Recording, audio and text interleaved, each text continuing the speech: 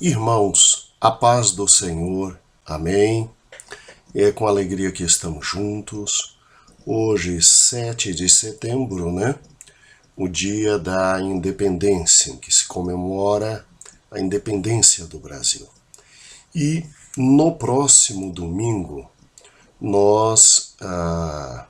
domingo é dia 10, isto.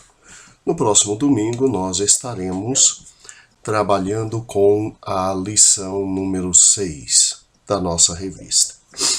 E, sem sombra de dúvidas, é a última parte sobre a doutrina da justificação, e eu considero, das 3 lições sobre a doutrina da justificação, e com certeza essa terceira é a que traz talvez maior felicidade no coração dos seus queridos alunos. Por que eu digo isso? Não é que é a mais importante, mas quando você trabalha com as consequências da justificação, que é o que nós estamos trabalhando aqui na lição número 3, sobre a doutrina da justificação, e estudo 6 da nossa revista, você vê perfeitamente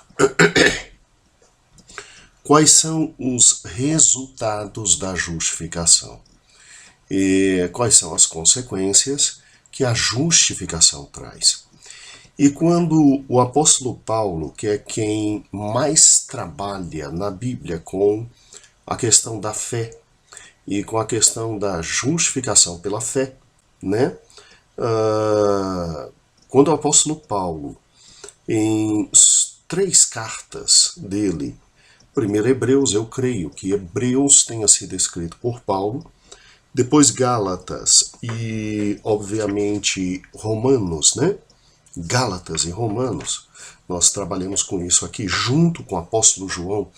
Eles trabalham a questão da justificação pela fé, e a gente começa a enxergar algumas coisas que são simplesmente fantásticas para a vida cristã. Desculpe. E isso seu aluno precisa discernir no próximo domingo, né? Os efeitos da justificação pela fé, né? Consequências da justificação, ou seja, o conjunto de bênçãos que Deus traz a todo aquele que crê em Cristo Jesus como justificador, né? E que crê na obra de Cristo e que descansa na obra de Cristo, que não acredita nos seus próprios méritos, nas suas próprias forças, para tentar alcançar de Deus alguma misericórdia, mas que alcança de Deus a misericórdia em razão de tudo o que Cristo fez por ele. Quais são as consequências? Bem, é lógico que as bênçãos da justificação não se restringem às 3 que colocamos aqui. Não se restringe somente à filiação, à liberdade e à questão relacionada à paz. Não. Há muito mais a falar. Mas, de todas as bênçãos decorrentes da justificação, que se fôssemos expandir e se fôssemos trabalhar com absolutamente todas, irmãos, simplesmente seria uma revista inteira só sobre as bênçãos da justificação. De todas elas, com certeza, as 3 maiores, por isso selecionamos, as 3 maiores são a filiação, a liberdade e a paz. A filiação, a liberdade e a paz. E aí, olhe que fato extraordinário. Temos como texto básico, obviamente, o livro de Hebreus, capítulo 3, versículos 24 a 29, que está exatamente na sua página 48, e, obviamente, é um dos textos mais importantes da palavra de Deus. Veja que o texto diz o seguinte: de maneira que a lei nos serviu de aio, ou seja, de condutor, de pedagogo, de aio, para nos conduzir a Cristo, para que, pela fé fôssemos justificados. Mas depois que a fé veio, já não estamos debaixo do ai, ou seja, não estamos debaixo da lei. Porque todos sois filhos de Deus pela fé em Cristo Jesus. Porque todos quanto fostes batizados em Cristo, já vos revestistes de Cristo. Nisto não há judeu, não há grego, não há servo, nem livre, não há macho, nem fêmea, porque todos sois um em Cristo Jesus. E se sois de Cristo, então sois descendências de Abraão e herdeiros conforme a promessa. Conforme a promessa. Então veja que nos utilizamos de um texto lindo, absolutamente lindo como esse, para abrir nossa lição, e este é o texto básico por intermédio do qual nós levaremos nosso aluno à primeira das grandes bênçãos da justificação, que é a filiação, e depois o conduziremos à liberdade, por fim, o conduziremos à paz, né? Filiação, liberdade e paz. Muito bem. Como é que nós vamos trabalhar e como é que nós vamos fazer com que nosso aluno veja estas três grandes verdades ligadas à questão da justificação pela fé? Aqui na introdução eu fiz questão de começar toda a nossa lição através de perguntas, né? Através de perguntas. E isso é uma forma muito interessante de começar lições, porque você chama a atenção do seu ouvinte e desperta nele já a intenção de talvez te ouvir, a depender das respostas que realmente venham após a indagação. Por isso, eu preciso que você, dessa vez, não se demonstre absolutamente livre para ministrar essa lição. Aqui não, aqui vou te ensinar o passo a passo e preciso que você, por gentileza, siga o passo a passo que vou lhe passar, tá? As lições anteriores eu ia tão somente expondo e sem lhe dar regras fixas para seguir, uma hora ou outra hora pedindo para que lesse uma parte do texto, mas nessa lição eu preciso que você, por gentileza, siga exatamente aquilo que vou lhe pedir. E confio na fidelidade que há entre nós, o nosso relacionamento, tá bom? Então, a primeira coisa que eu preciso é que você realmente comece a introdução como aqui está. Por quê? Porque você tem três grandes alvos nessa lição. Teu aluno tem que sair entendendo que, em razão da justificação pela fé, ele ganha, ele alcança a filiação para com Deus. Segundo lugar, ele alcança o que a humanidade deseja até hoje e não alcança, que é a verdadeira liberdade. E em terceiro e último lugar, em razão da justificação pela fé, a pessoa chega ao estágio mais alto que um ser humano pode chegar na própria existência, que é exatamente a questão da paz. A questão da paz. Então, teu aluno tem que sair da escola dominical no próximo domingo com essas três grandes noções no coração. É lógico que outras bênçãos existem quanto à justificação, mas essas três são fundamentais, são essenciais. E como é que a gente vai fazer isso?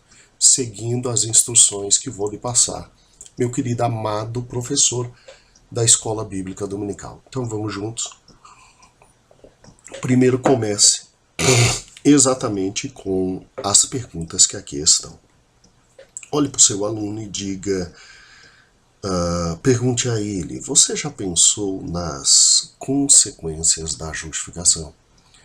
Você já refletiu sobre os resultados que a cruz de Cristo e o fato de Deus dizer, eu te declaro justo porque você acreditou em meu filho e eu dei a meu filho o poder de justificar os homens. Você já pensou quais são as consequências disso? Porque a gente fica assim, poxa, que coisa boa, pelo que estudamos nas lições passadas.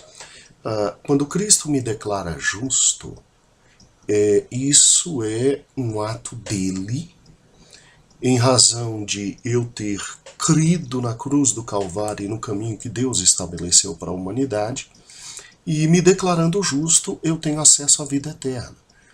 Porque a Bíblia é muito clara. Quem estará no monte santo do Senhor? Somente quem é limpo de mãos e justo de coração. Como ninguém consegue ser limpo de mão e justo de coração, aquele que é o dono do santo monte, que é o Senhor, pode me habilitar a estar nele em razão de me declarar justo. E quando eu creio na cruz, eu então, além de perdoados os meus pecados, além de purificado de minhas maldades, sou, por Deus, declarado absolutamente justo e tenho acesso à vida eterna. E aí, quando pensamos nisso, a gente já vê que já é muito para a gente. E que talvez não houvesse necessidade nenhuma de mais nada.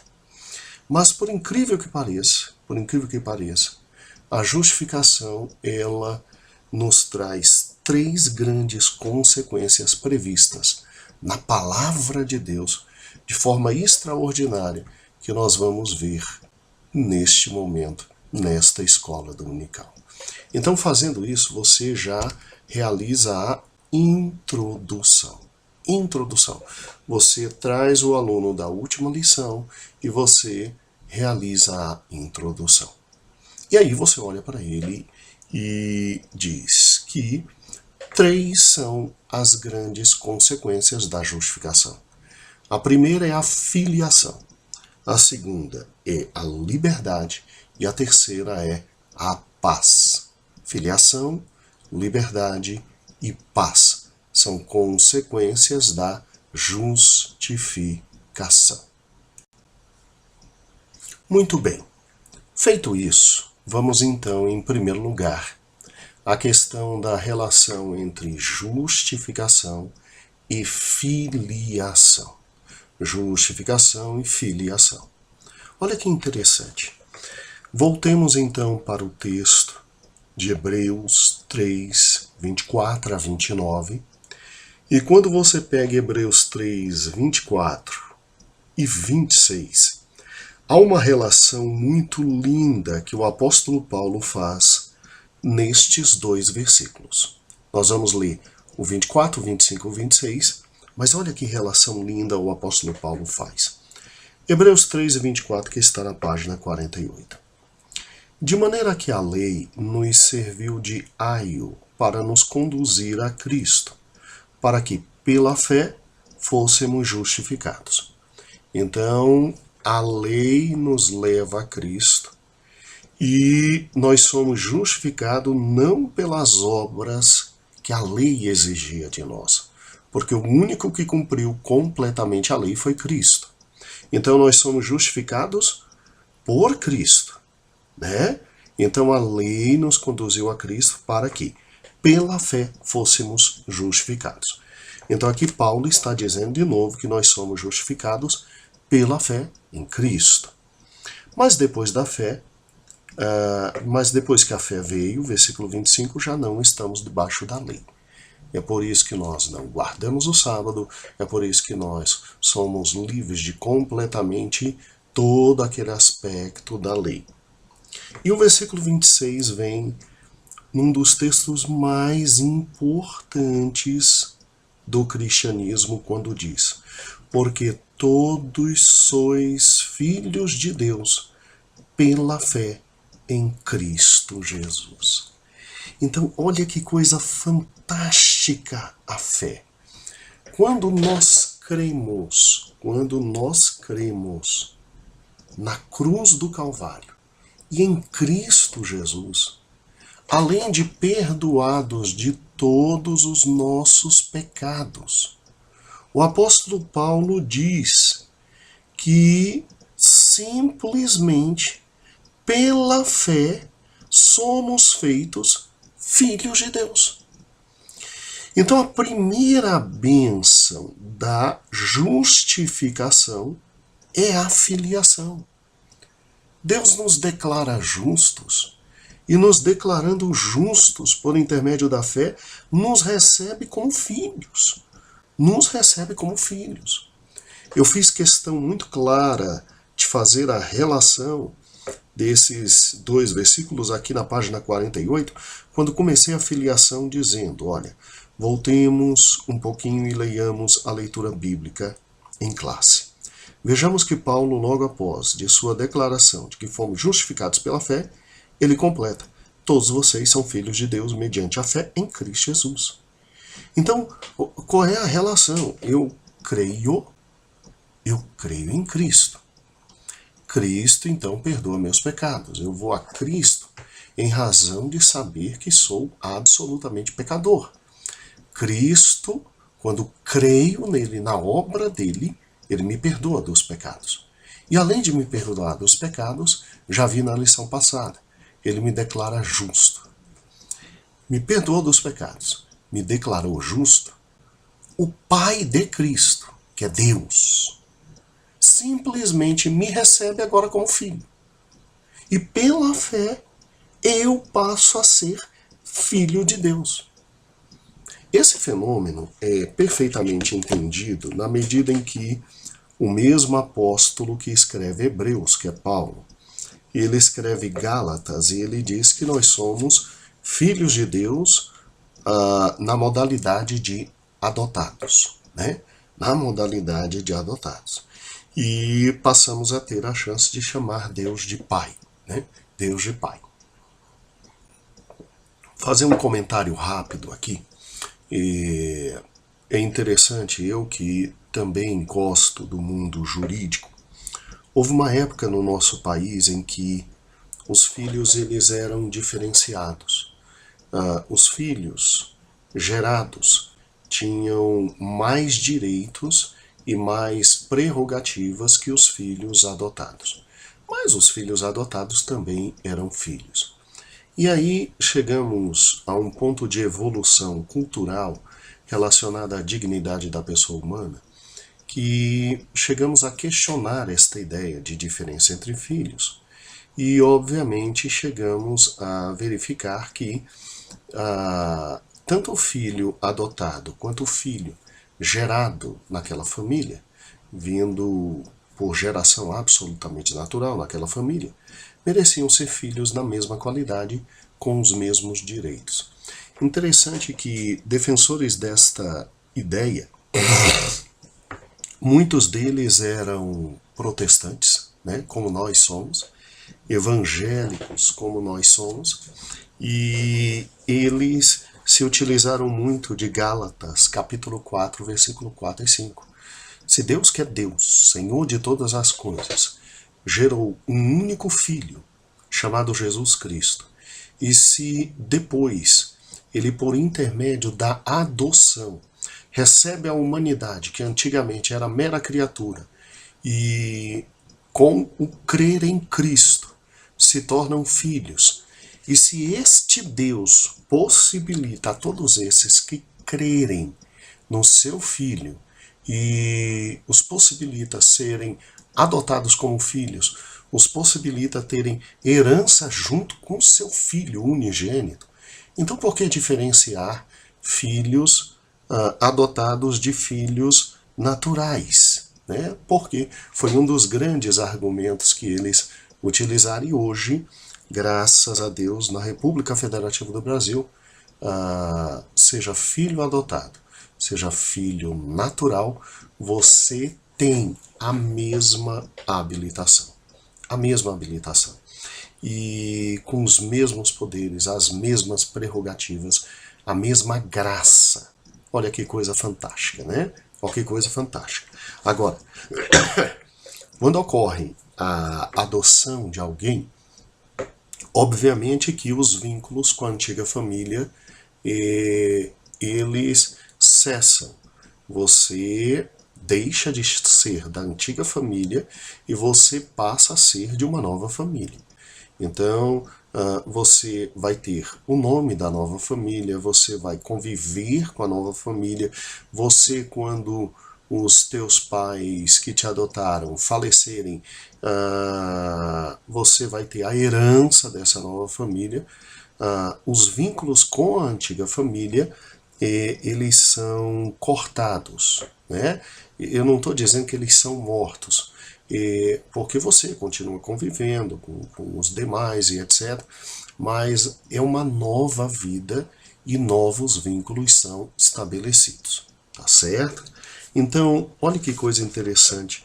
É muito interessante isso, porque eu passo agora a ter Deus como Pai.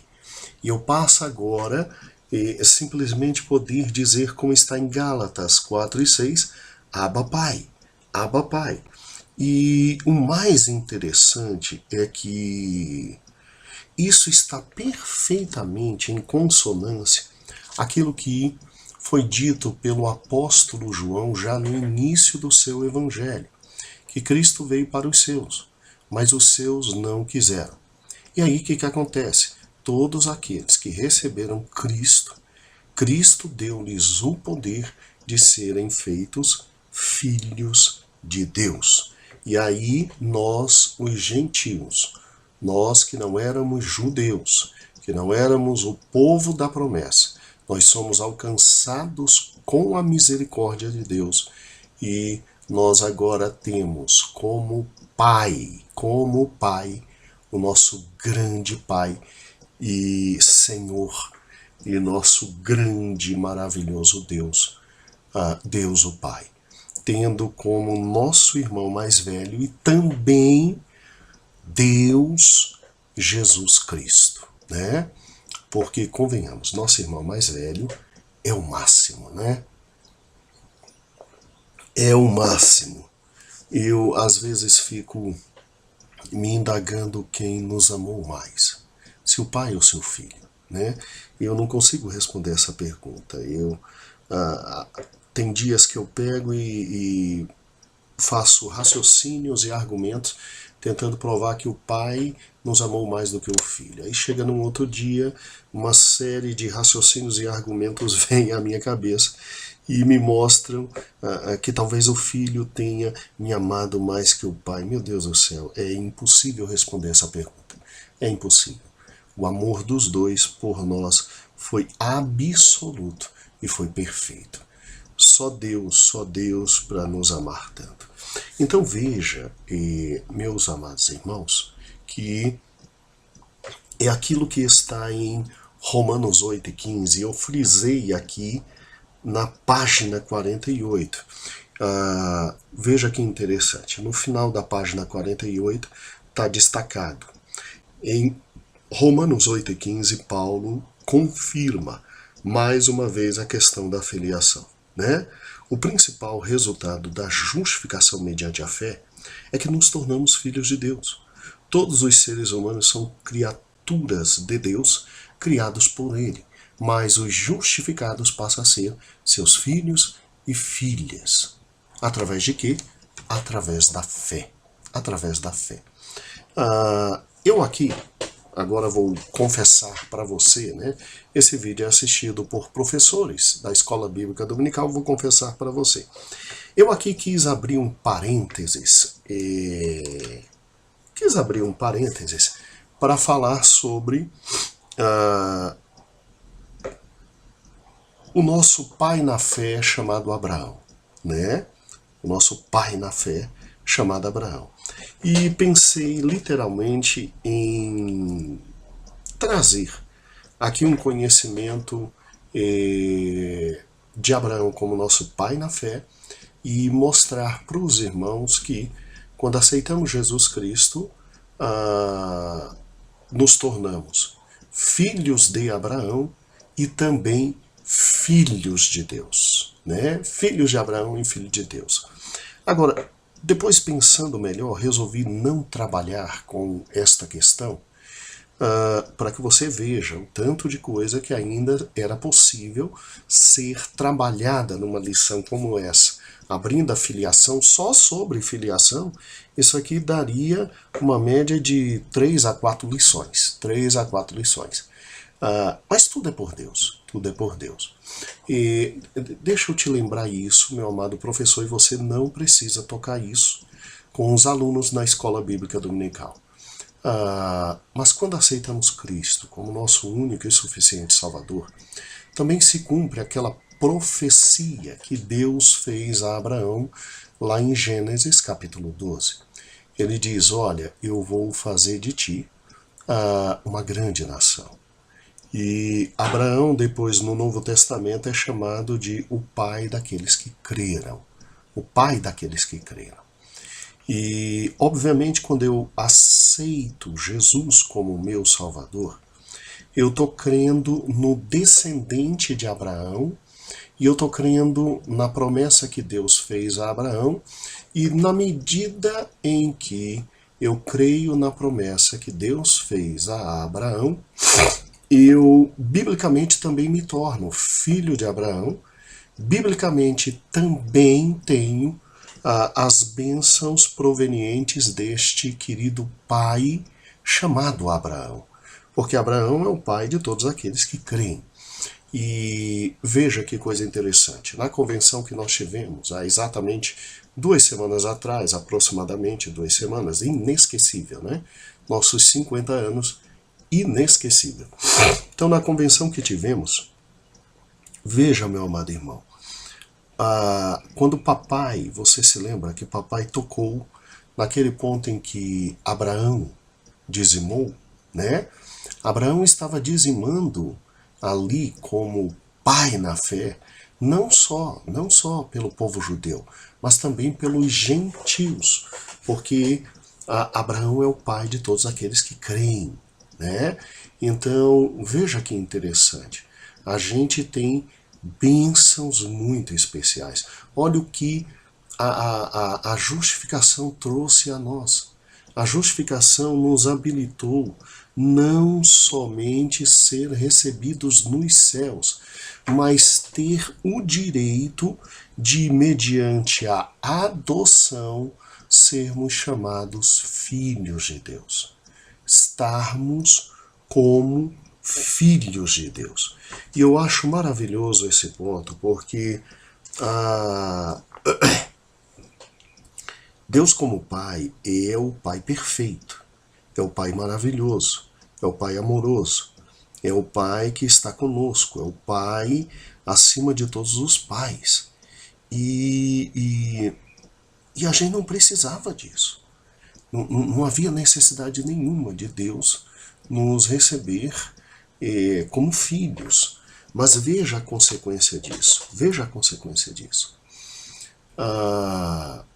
Se Deus então resolve me receber como filho, se Deus então resolve me receber como filho, então o meu acesso ao céu está garantido.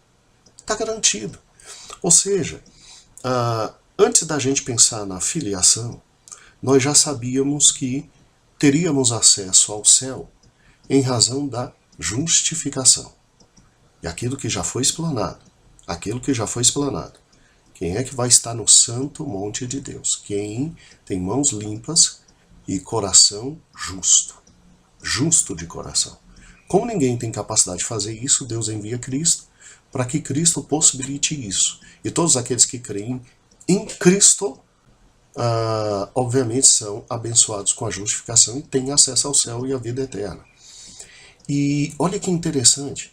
Então, quando nós formos ao céu e tivermos a vida eterna, nós vamos estar lá, não é só porque Jesus Cristo pediu e disse, Pai, eu quero que onde eles estejam, Pai, eu quero que onde eu esteja, eles também estejam. Nós vamos estar no céu, não é só por causa do pedido de nosso irmão mais velho, mas nós vamos estar no céu porque nós vamos estar na casa de nosso Pai. Na casa de nosso Pai. E gozando das bênçãos que isso traz.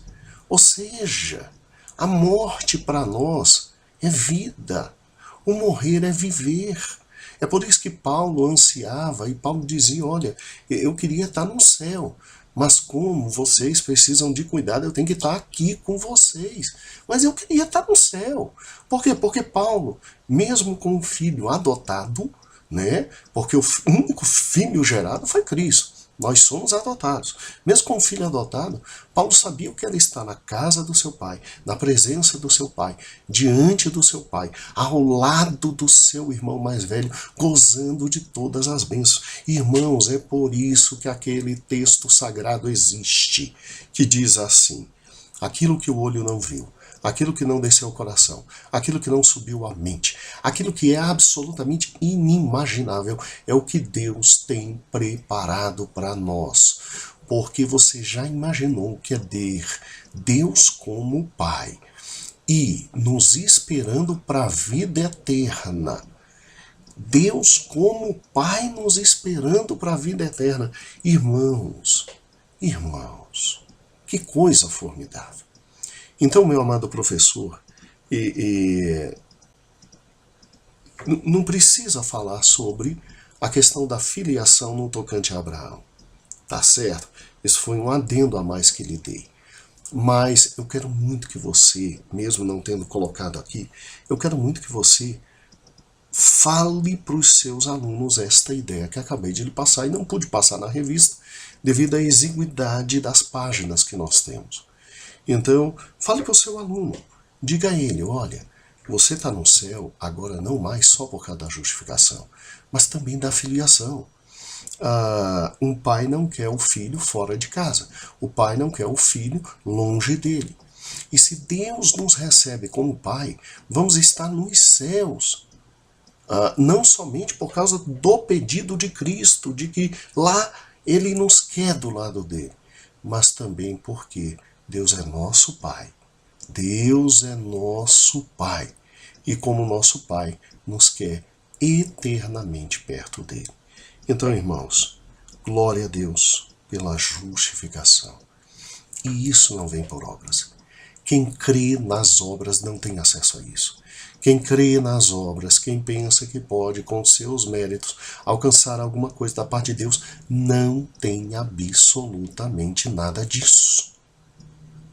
Mas aquele que pecador é e diz, eu não tenho nada, eu tenho que confiar só em Cristo, na cruz do Calvário, e com o seu coração crer no que Cristo fez, esse tem a filiação, não só de Abraão, mas uma filiação maior ainda, a filiação de Deus. Porque a filiação de Abraão nos habilita a uma vida maravilhosamente abençoada aqui na Terra, uma vida próspera. E prosperidade, não se engane, prosperidade não é sinônimo de riqueza, prosperidade é sinônimo de felicidade. Então a filiação para com Abraão nos habilita a ser prósperos aqui na Terra, porque como filho de Abraão, a quem abençoar será abençoado, quem vier me amaldiçoar está acabado. Agora, como filho de Deus, eu tenho a vida eterna. Eu tenho um Pai me esperando para viver com Ele eternamente. Olha que fantástico. E a primeira grande bênção da justificação é exatamente a filiação. Filiação. Muito bem. Agora vamos para a segunda grande consequência da justificação, ou seja, resultado da justificação. A segunda grande consequência está aqui na página 49, que é a questão da liberdade. Liberdade. Eu coloquei aqui no 2.2 assim. Vamos agora ler Gálatas 4:7, quando diz assim, já não somos mais servos, mas filhos. Acompanhe o raciocínio de Paulo. No capítulo 3, ele junta as verdades espirituais da justificação com a filiação. Agora ele une as ideias, filiação e liberdade. Aqui eu cometi um pequeno equívoco, eu peço aos irmãos. Não é capítulo 3, é capítulo 4 e capítulo 5, desculpe. Então, arrume aí. No capítulo 5, Então, Paulo junta o capítulo 4 e o capítulo 5 de Gálatas para falar sobre a natural relação entre as ideias de filiação e liberdade. Então veja bem, pela fé eu me torno filho de Deus, e aí com muitas consequências quanto a isso. Agora, a filiação me traz a liberdade. A filiação me traz a liberdade. E quando você naturalmente, realmente pega o capítulo 4 de Gálatas, né? Na verdade, assim, o erro não foi tão grande, porque Paulo realmente trabalha com essas ideias já no finalzinho do capítulo 3. Então, já no final do capítulo 3, ele já trabalha com a ideia de filiação. No capítulo 4, ele trabalha com a ideia de filiação e liberdade. E no capítulo 5, ele avança para a questão da liberdade. Então, olha que interessante. Quando no capítulo 3 de Gálatas, versículo 28, ele diz assim: todos vocês são filhos de Deus mediante a fé em Cristo Jesus. Porque em Cristo foram batizados, de Cristo se revestiram. Não há judeu, não há grego, livre, homem, mulher. É o nosso texto, né? É o nosso texto agora em Gálatas. Pois todos são um em Cristo. Todos são um em Cristo. E só um pouquinho, meus irmãos. Irmãos, Irmão Jesus amado, eu acabei de ver simplesmente um erro muito simples que eu e Eber cometemos. Olha que fantástico. O texto da leitura bíblica em classe, que está na página 48, não é Hebreus 3, é Gálatas 3. E, meu pai, como é que eu fiz isso? Como é que eu fiz isso, meus irmãos? Eu acho que a idade chega a todos, né? Irmãos, me perdoem. O texto não é Hebreus 3, 24 a 29. Eu acho que talvez os irmãos estejam até pegando a Bíblia e lendo e dizendo: meu Deus, mas esse texto não tem na Bíblia. E realmente não tem. Hebreus 3, 24 a 29 não está falando sobre isso. Meu pai, é Gálatas 3, 24 a 29. Então, eu peço perdão aos irmãos. Me desculpem, meus irmãos. Me desculpem. E desde o início, então, da leitura bíblica em classe, avisem para os seus alunos que não é Hebreus, é Gálatas capítulo 3. Desculpem, me perdoem, meus irmãos. Oh, meu Deus, a idade... Bem, então tá ótimo. E vamos juntos. E é porque a revista é lida, relida, avaliada, reavaliada, passa pela mão de muita gente. Como é que a gente comete um erro desse? Me perdoem, tá bom? Então veja, em Gálatas capítulo 3 você vê que versículo 28 em diante, 26 em diante, já temos a questão da filiação. E depois Paulo, ao tratar no capítulo 4 todinho, ele literalmente mostra que a vida de quem agora está em Cristo Jesus e é filho de Deus é uma vida pautada pela liberdade. Absolutamente pela liberdade. Então, olha que coisa linda. Vamos juntos comigo. É uma vida pautada pela liberdade. E nós não somos mais servos, mas nós somos filhos. E agora nós somos livres. E livres de quê? Nós somos livres, em primeiro lugar, da escravidão do pecado. E isso foi perfeitamente destacado aí na página 49, né? E, inclusive, fiz questão de sublinhar. Está no seguinte parágrafo, primeiro, segundo, terceiro, da última a fileira da página 49, que diz assim: com certeza a maior libertação que recebemos é da escravidão do pecado. Né? Então, sou filho de Deus, recebi uma nova natureza, o pecado não mais me domina.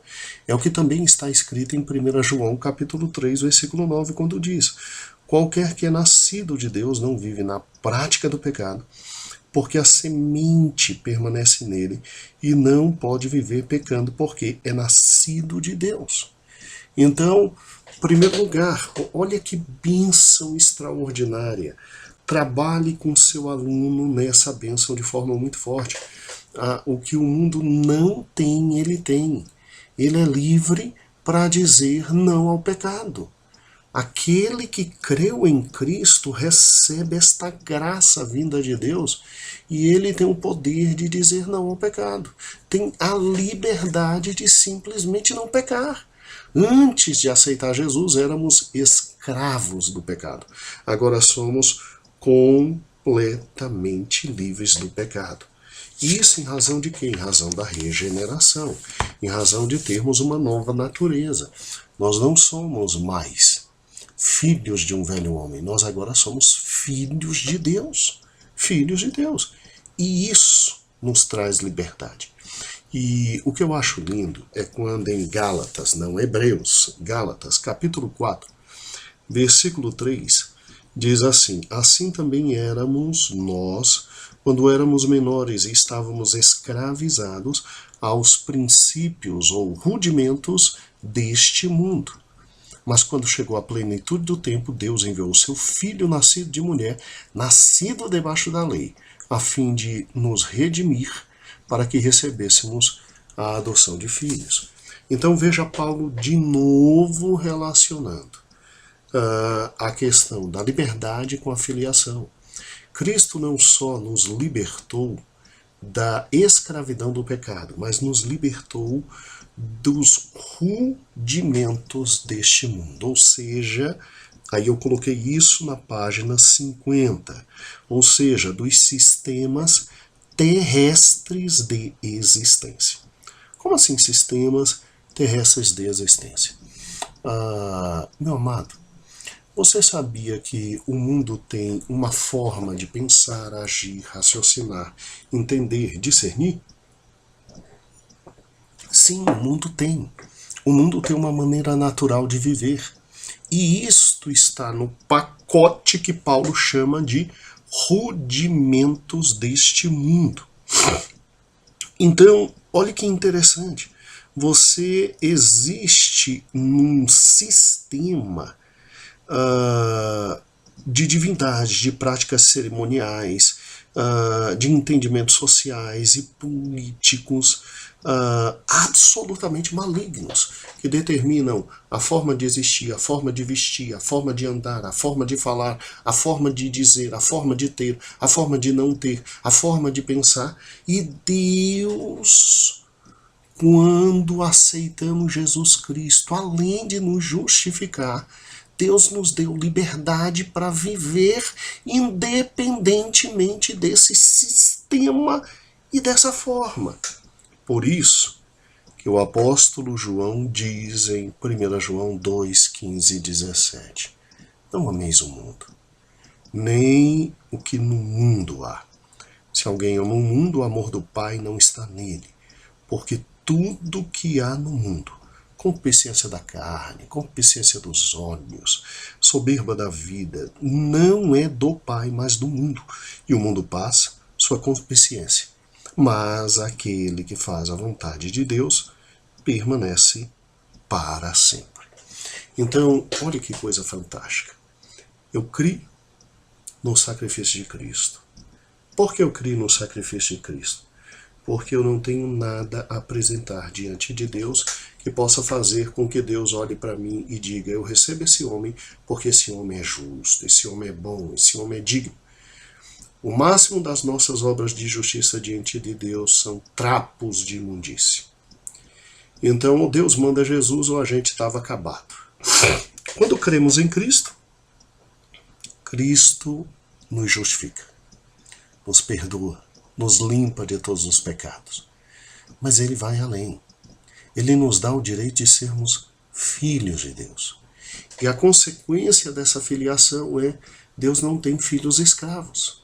Deus tem filhos livres. Eu sou livre. Finalmente sou livre do pecado. Ele não me domina mais. E também sou livre dos rudimentos desse mundo, que está infelizmente abarcado por todo um sistema maligno de existência, de forma de pensar, de raciocinar, de crer, de andar, de ver. Então eu sou absolutamente livre, completamente livre. Eu não preciso partilhar dos mesmos pensamentos sobre casamento que meus amigos têm. Eu não preciso partilhar dos pensamentos de fidelidade que os ímpios têm. Eu não preciso partilhar da vida que os ímpios partilham, porque eu sou livre.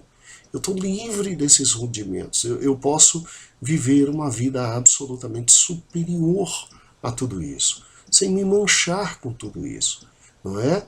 E talvez por isso Cristo tenha dito: Pai, eu peço que não os tire do mundo, mas os livre do mal. Não tire do mundo, os livre do mal. A liberdade é um dos maiores desejos do ser humano. É incrível isso, né? Um dos maiores desejos do ser humano. E Deus dá a liberdade ao ser humano de forma presente e maravilhosa. Só crê no seu Filho. Crê na cruz do Calvário. Com o coração se crê, com a boca se confessa para a vida eterna. E não há necessidade de mais nada. Agora, aqueles que confiam nas suas obras, aqueles que confiam nas suas obras estão acabados. Absolutamente acabados. Agora, não está aqui na revista, mas eu quero que você lembre ao seu aluno que liberdade não pode ser confundida com libertinagem. Lembre isso ao seu aluno. Não está na revista.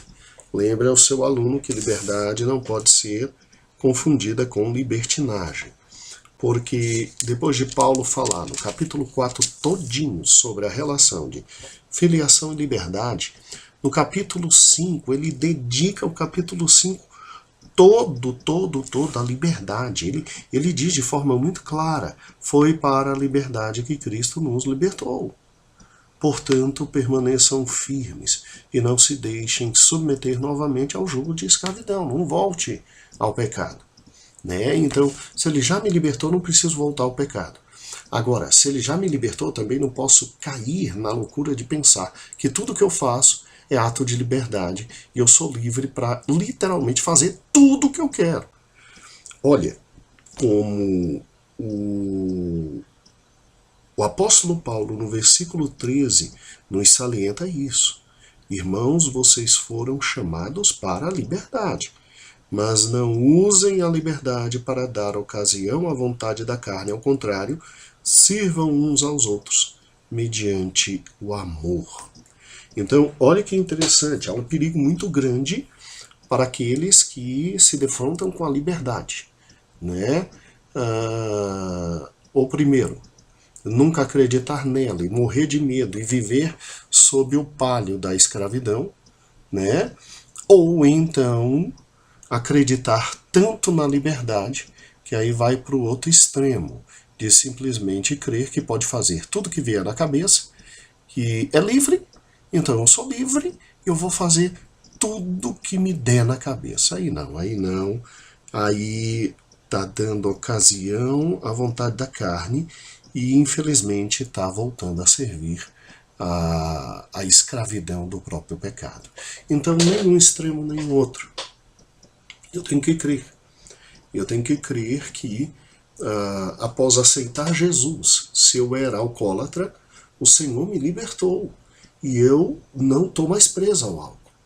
Eu tenho que crer que se eu vivi em prostituição, Ele me libertou e eu não estou mais preso.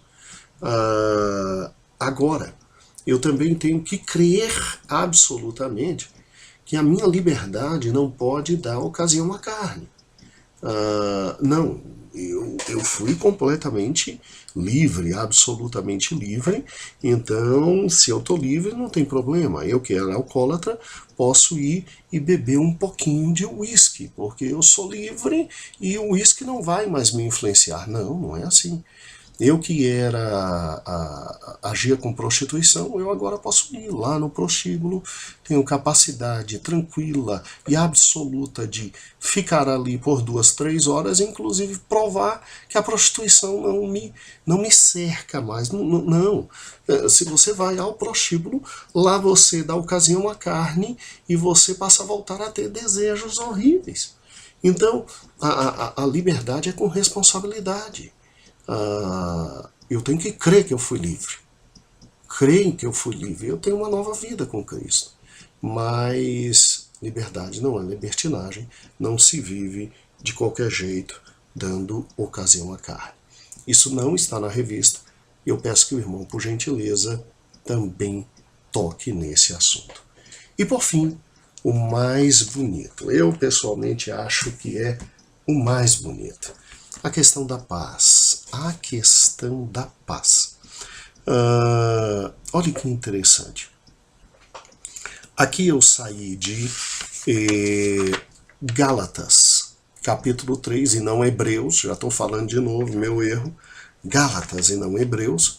E saí de Gálatas e fui para Romanos, capítulo 5, versículo 9 e 10. Olha o que diz Romanos 5, 9 e 10, está na página 51. Logo, muito mais agora, sendo justificados pelo seu sangue, seremos por ele salvos da ira. Olha a relação que Paulo faz. Fomos justificados pelo sangue. Então, a ira de Deus já não está sobre nós. Por quê? Porque já recaiu sobre Cristo. E o que eu tinha que sofrer, Cristo sofreu. Porque se nós, sendo inimigos, fomos reconciliados com Deus pela morte de seu Filho, muito mais estando reconciliados, seremos salvos pela sua vida. Então, olha que interessante. Qual é a consequência, então?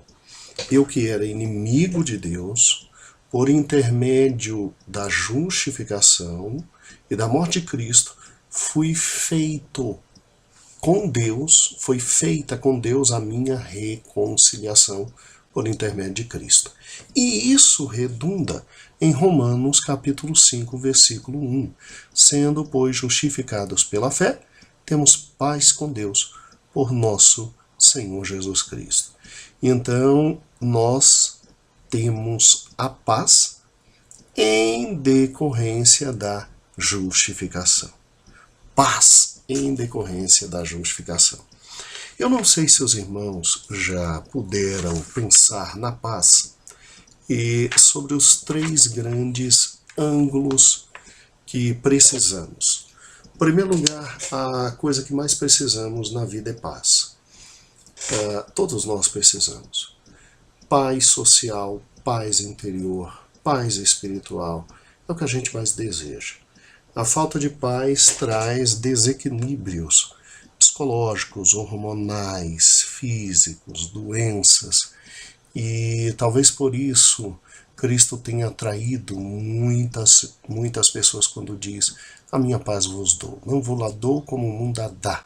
Não se turbe o vosso coração, crede em Deus, crede também em mim.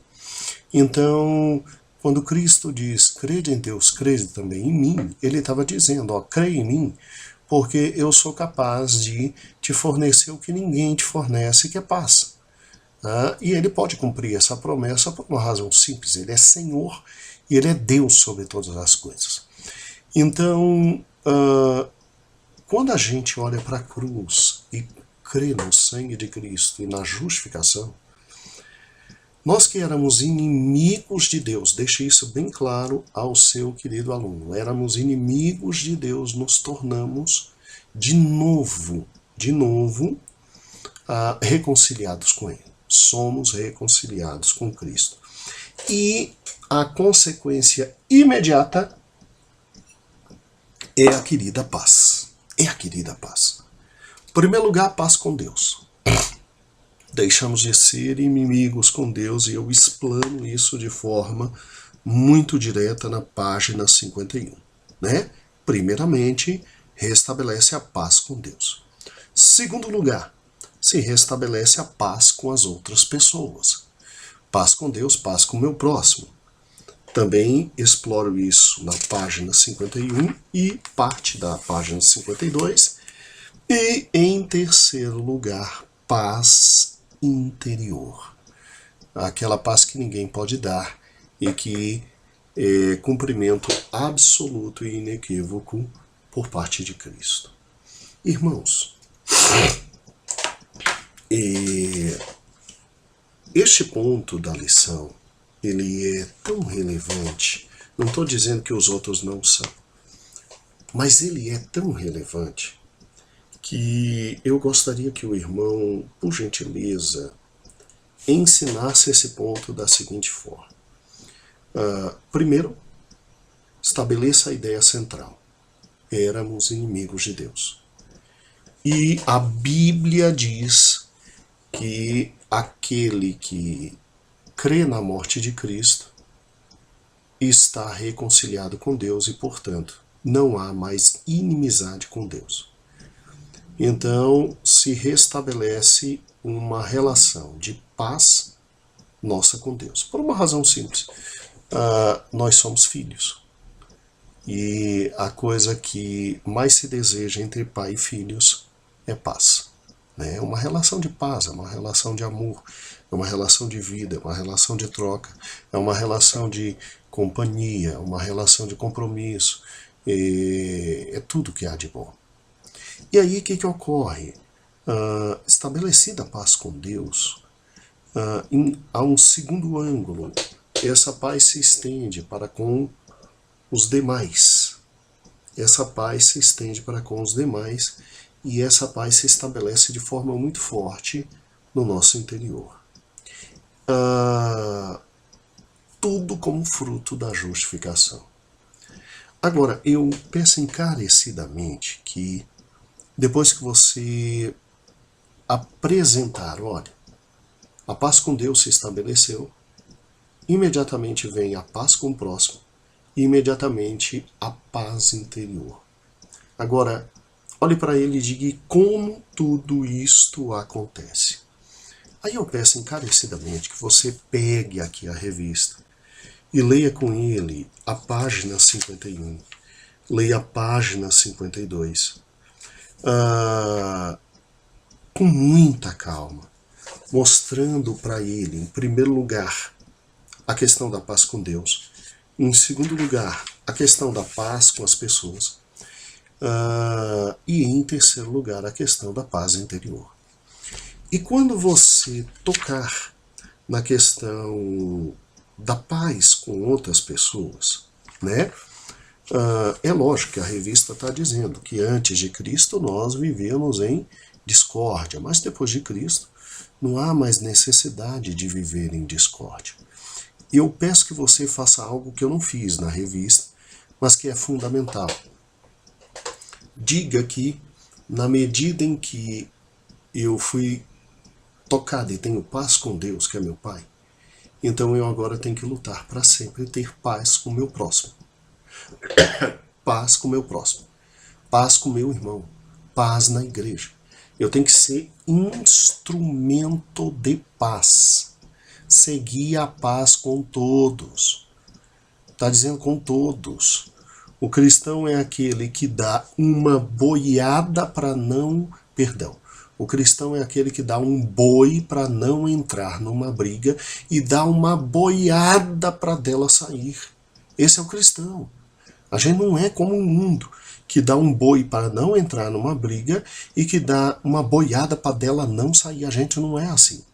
A gente faz tudo para não entrar numa briga, mas se de repente nos levam para dentro dessa briga, a gente faz praticamente 10 vezes mais para dela sair. A gente dá um boi para entrar, para não entrar numa briga, e dá uma boiada para dela sair. É paz com todos. Eu tenho que ser instrumento de paz dentro da minha casa, eu tenho que ser instrumento de paz no meu trabalho, eu tenho que ser instrumento de paz e conciliação na minha igreja. Eu não posso servir de meio e minha língua não pode gerar controvérsia, maldade, insanidade, briga. Minha língua tem que ser para acalmar, para pacificar, para juntar, Meu Deus do céu, entendeu? O cristão é por natureza pacífico com os outros, em razão de um fato extremamente simples, absolutamente simples. Nós somos filhos de Deus e nós temos paz com quem mais interessa, que é nosso Pai, Deus. Por que não vamos ter paz com os outros? E óbvio, paz interior. Paz interior. Isso é fantástico quando Cristo prometeu: deixo-vos minha paz, a minha paz vos dou, não vos a dou como o mundo a dá, não se turbe vosso coração. E um pouquinho de história da igreja. Os cristãos, no primeiro século, eles foram absolutamente perseguidos, massacrados. Nós vamos ver isso muito bem na próxima revista, que está fantástica. A próxima revista é, obviamente, o último grito da reforma, só lhe deu glória. Mas está fantástica, irmãos. Irmãos, que revista maravilhosa. Tá fantástica. E nós vamos ver que uma coisa que incomodava muito os imperadores e os grandes soldados romanos era ver a cara de paz com que os cristãos iam para a arena, a tranquilidade como eles morriam por causa de Cristo. E isso só tem uma explicação: paz interior. Paz absolutamente interior. Isso quem faz é Deus. Isso é inexplicável. Isso quem produz é Deus. Ninguém consegue psicologicamente dizer como esse processo se estabelece. Isso é uma bênção vinda da parte de Deus. O mundo está caindo, o mundo está desmoronando. E o coração do crente em paz. Óbvio que sofre, sofre. Óbvio que chora, chora. Mas é algo que excede todas as coisas. Excede todas as coisas. É incrível como a paz interior é possível por intermédio desta bênção da filiação que advém da justificação. E aí eu peço que você leia com calma isso. Leia com calma isso. E também leia a conclusão. Leia a conclusão. E aí, para terminar, eu peço que você, na conclusão, me faça um favor muito grande, absolutamente grande, que é o seguinte. Estou pedindo tanta coisa, né, nessa lição, mas eu confio na fidelidade de cada um dos irmãos. Eu quero que você termine com Gálatas, capítulo 5. Gálatas, capítulo 5. E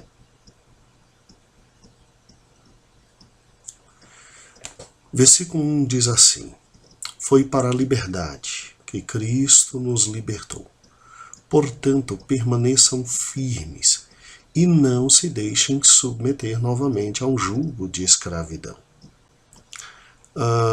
Ouçam bem o que eu, Paulo, lhes digo: caso se deixem circuncidar Cristo, de nada lhes servirá. De novo declaro que todo homem que se deixa circuncidar, que está obrigado a cumprir toda a lei. Vocês que procuram ser justificados pela lei, separaram-se de Cristo e caíram da graça. Pois é mediante o Espírito que nós aguardamos pela fé a justiça, que é nossa esperança. O versículo-chave é esse aqui. Vocês que procuram ser justificados pela lei, separaram-se de Cristo, caíram da graça. Gálatas 5 e 4. Olha que sério isso. A lei, que aqui ele fala, é a lei do Velho Testamento, que serviu para conduzir o homem até Cristo e dar ao homem pelo menos a noção de pecado, de correto, de errado. Ela veio do Monte Sinai, ela veio de Cristo. A lei é justa, santa e boa. Mas Cristo veio e nos retirou do jugo da lei que nos levava à escravidão. E somos justificados por Cristo e não por obras da lei. Obras da lei. É por isso que Lutero gritou sola fide. Por quê? Pelo seguinte fator. Se as obras da lei não justificam, e as obras naturais humanas? As boas obras que os espíritas dizem que justificam? As penitências, as obras do catolicismo que dizem que podem produzir em Deus alguma coisa? Se obras voltadas para a lei ninguém consegue fazer e não consegue justificar, e o resto? Só a fé. E quem não crê no sola fide caiu da graça e está destituído da glória de Deus. Portanto, sola fide. A nossa salvação vem pela fé, não vem de obras. Somos salvos pela graça mediante a fé. Quem acredita em obras caiu da graça e não está salvo. Então, glória a Deus pela fé e pela graça, pelo amor imerecido. Irmãos, me perdoem. Puxa vida, mas eu até agora estou desolado, né? Não é Hebreus capítulo 3, 24 a 29, é Gálatas. Então, assim que começar a lição, fale para o seu aluno, não é Hebreus, é Gálatas. Pastor Gedeon Júnior errou aqui o texto está corretinho, mas não é Hebreus, é Gálatas, Porque o texto de Hebreus, capítulo 3, 24, e deixa eu até mostrar aqui para os irmãos, Hebreus, capítulo 3, 24, ele simplesmente não existe. Porque Hebreus, capítulo 3, só vai até o versículo 19, tá? Então me perdoe, irmãos, me perdoe, é tanta coisa, mas ainda bem que o texto está certinho. Tirem Hebreus, coloquem Gálatas. E lecionem esta lição com muito amor e muito carinho. Que Deus abençoe a todos. Amém.